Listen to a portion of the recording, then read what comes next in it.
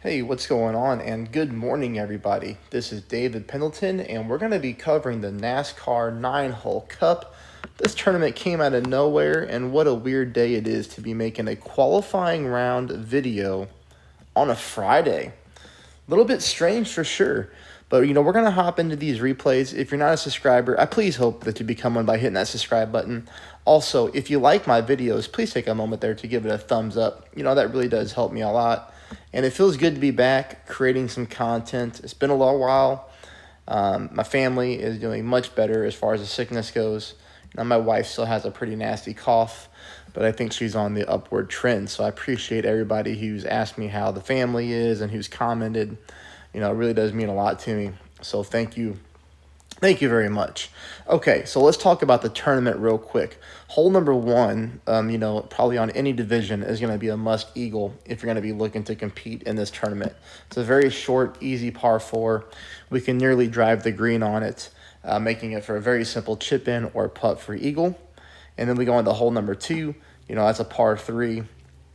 Hole number three gives us a really good chance for an albatross, and I just got a little bit unlucky on mine, and I'll walk you through that.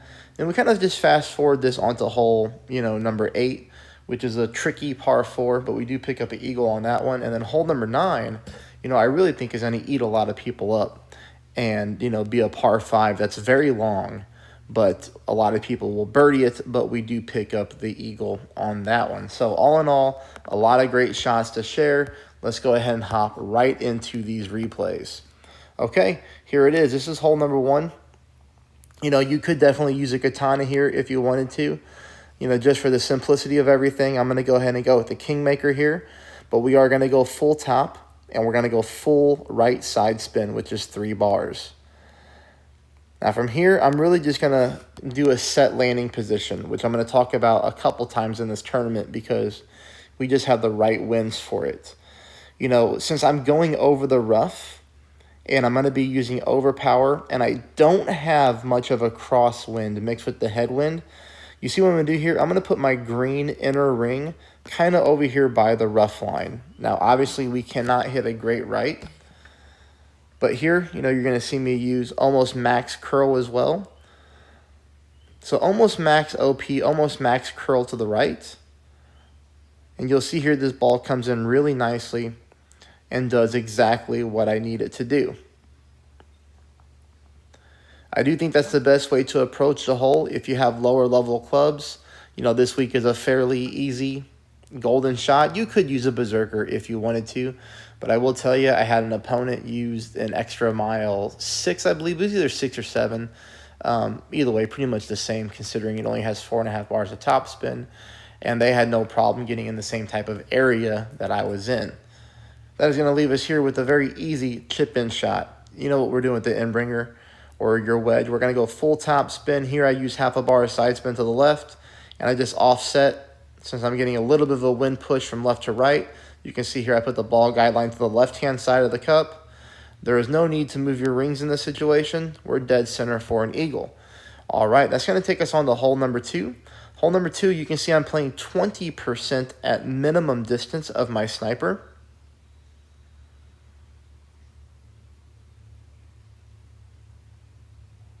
Okay, so we're going to go with 4 bars of backspin with 1 bar of right side spin. You see I do have the ball guideline going directly through the hole and a little bit past the hole as well.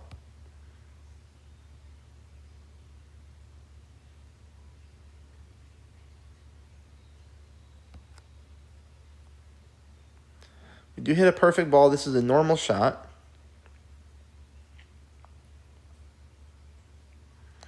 We come pretty close. So if we take a look at this, we only miss this one by, probably a fourth of a green square to the right. So what we would want to do here, and we do come in a little bit heavy. So if we take a look at the spin again, like I said, we're kind of here 4 back and 1 right.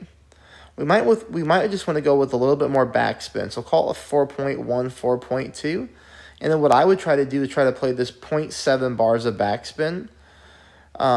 The best way to do that now would be to go ahead and apply the exact same spin that I did. Okay, so I want you to start off with 4 bars of backspin and then 1 bar of right side spin. And then once you find this exact landing position that I have it, the game froze on here or paused, I would change it, okay? I would then readjust the spin to 4.1 or 4.2, and then I would take that side spin to 0.7. And then I would just take the shot as it is, just like that.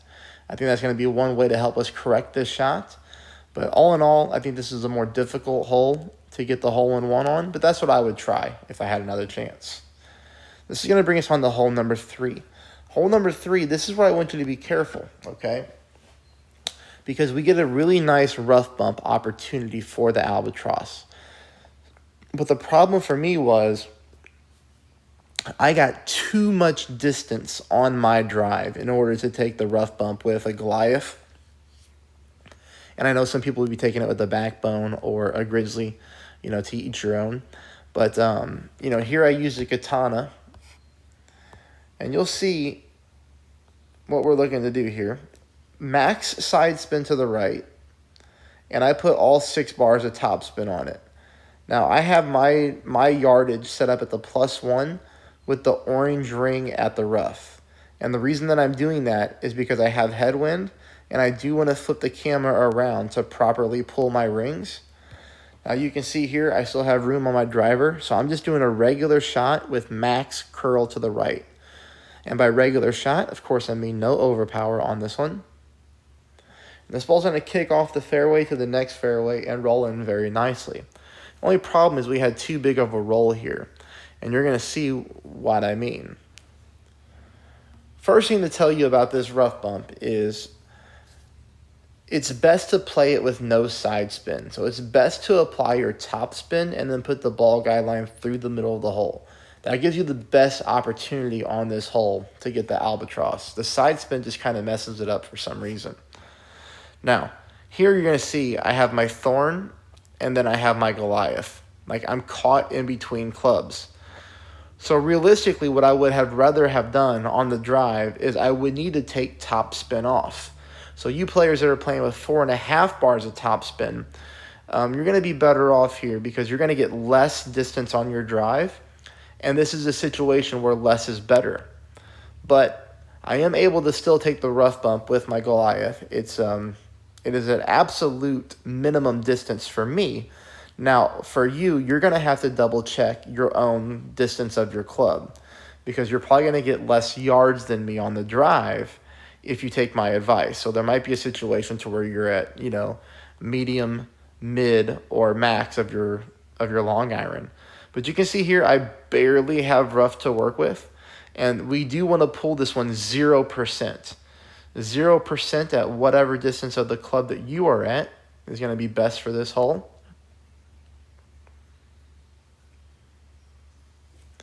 At least I hit a perfect ball. But the problem is I come up too high on that rough. It's a lot better off if I can put my yellow ring at the rough line rather than be so close to the top of the rough there. It just gives us a more consistent roll rather than having that bounce roll out. Okay, this is going to bring us on to hole number 4.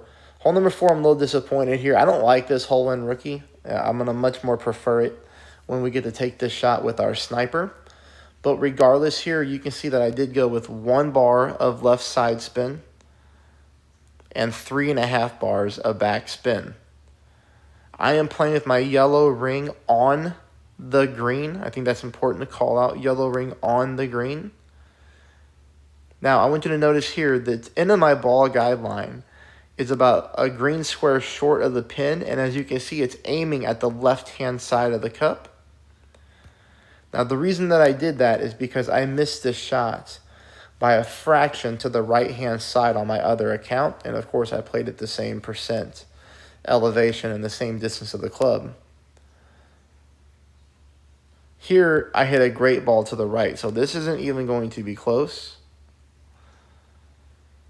But, I'm showing you this replay over the one that I hit perfect on because that's the setup that I wanted. That was the exact setup that I wanted on this hole. But unfortunately, I just hit a great shot whenever I got to try to readjust my mistakes. 20% at mid. Okay, this brings us on to hole number 5. This is a par 5 that people will birdie more than we normally see on a par 5. And there's a couple par 5s like that in this tournament, including hole number 9. Here we're going to be playing with our yellow ring on the rough. I'm going to play with a Titan. I also want you to note that we need to bring the big dog to this hole. It's going to be important for the distance on shot number 2, which you'll see. I'm using left curl on my ball. And let's go back and show that left curl. So sometimes for newer viewers, I'm using left curl until the left edge of my ball covers up the adjustment target. Okay, so watch. Left edge of my ball is even with the edge of the adjustment target there. Now this is shot number 2. You're going to see here 0% at max, but I am at max distance of my big dog, which has 180 stat power.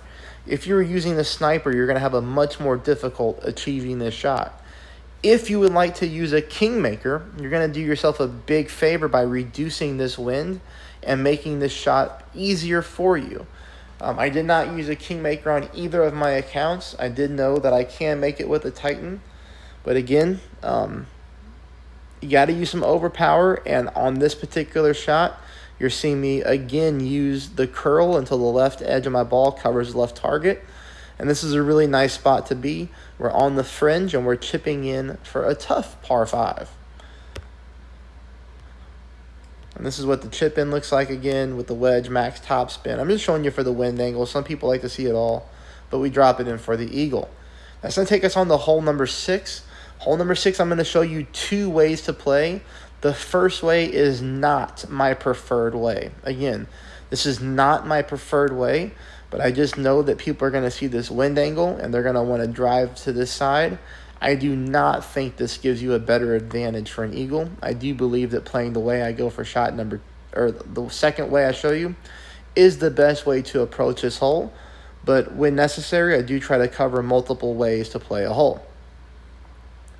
What I don't like about going this way is the way the shot number 2 looks like, because the game wants you to take a rough bump.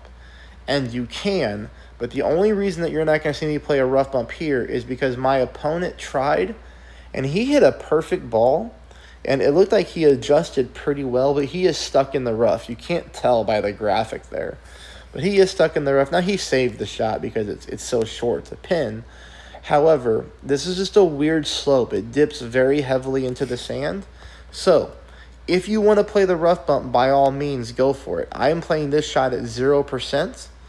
However, I do think taking it this way gives us a better chance for an eagle, and it's a heck of a lot safer than getting stuck in the rough or pounding the sand. Perfect ball here, but ultimately what happens is I just use a little bit too much curl to the left-hand side. That's it. That's that way. Here's how I prefer to play it. I prefer just to take our quarterback and just lay up. You're going to see here 2 bars of top spin combined with 1 bar of side spin to the right. I'm pulling this one 0% elevation at max distance of our club with 2 bars of top, 1 right, 0% at max, no curl, perfect shot. We just lay up on the fairway. That brings us in for shot number 2, in which I think is a lot better. We play this one minus 10%, and we typically try to offset a little bit. So since we're getting tailwind here, blowing from left to right, we're going to go ahead and sneak our ball guideline just on the left-hand side of the cup, just like that. Now, again, this is unfortunate. I hit a great ball on this shot. Wish we could have hit perfect so I could give you some better advice. But great to the right again is going to do us no favors. You can see there the speed would have been pretty good. But, great right. We missed to the right, but we had to move on. This one is more challenging on rookie than it will be in pro. But you're going to see what I try to do here. I'm going to go with 3 bars of backspin. That's what I'm going to settle on with no side spin. And here I'm just trying to find a good ball guideline to pin. So I'm going to fast forward until I get to my resting spot. That's my resting spot right there. So notice that the second bounce is on the green.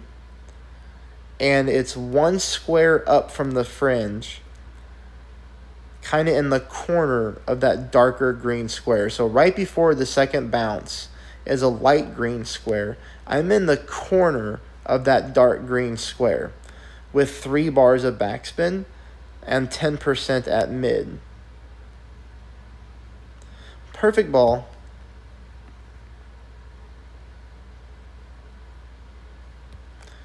So we are dead on the target. We just have too much backspin. And notice where my ball hit.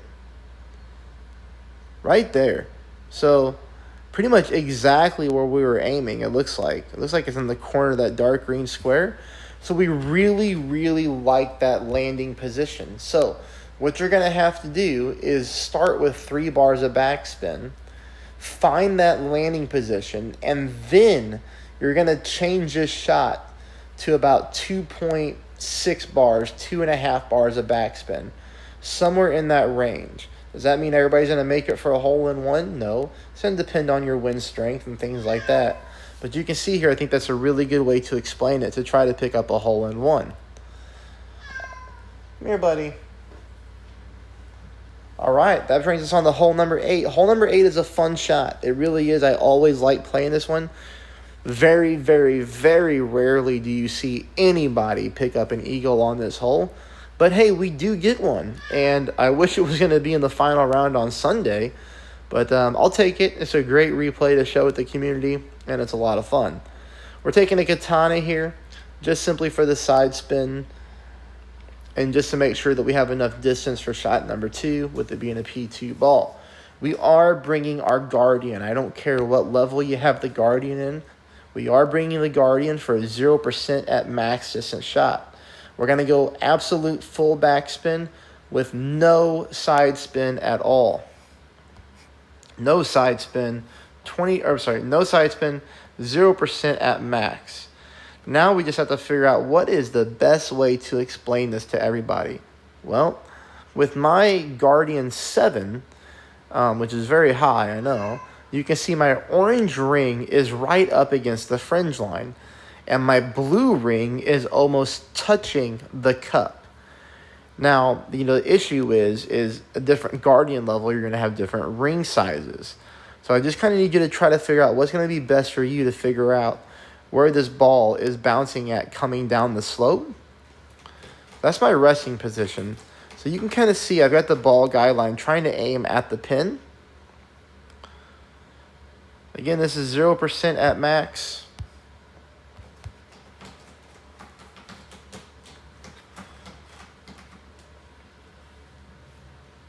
We get that perfect ball. We kick this thing off the back like we wanted to, and we zoom in for the eagle. That's an awesome shot. That's a lot of fun. I was pretty pumped up to get that one, to be honest. That's going to take us into hole number 9. Hole number 9 is a tough eagle. This is one that the majority of the field is for sure going to pick up a birdie on, I think. 2 ways to play the drive. You can play it with a quarterback, which is what I meant to play it with, but I accidentally had my extra mile in the bag. So here I went with a couple bars of backspin. I am using a Kingmaker. You don't have to. You could actually really use any ball, like a Katana, Titan, Kingmaker. Katana's as low as I would go. But we drive this ball into the fairway. It's going to leave us for shot number 2. Oh, you might notice here I put 0%. I did not pull rings because look at this. I'm getting a direct headwind. I don't have to pull rings when it's direct headwind. I can just point and shoot because my ball guideline is going to be true.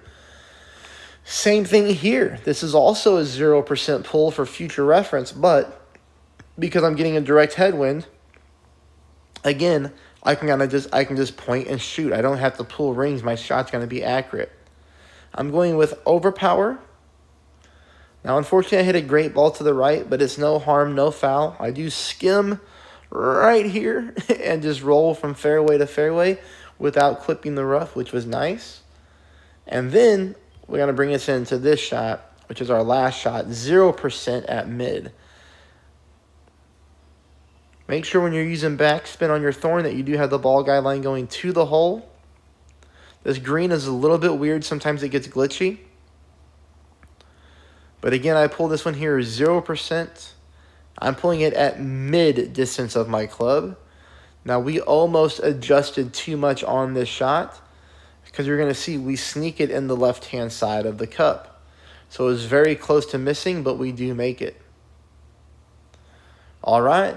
That is it, everybody. I will see you in the final round on Sunday. I hope you all do well. Thank you for watching. Please subscribe. Please hit the thumbs up. Let me know how you do in the comments. Good luck, everybody.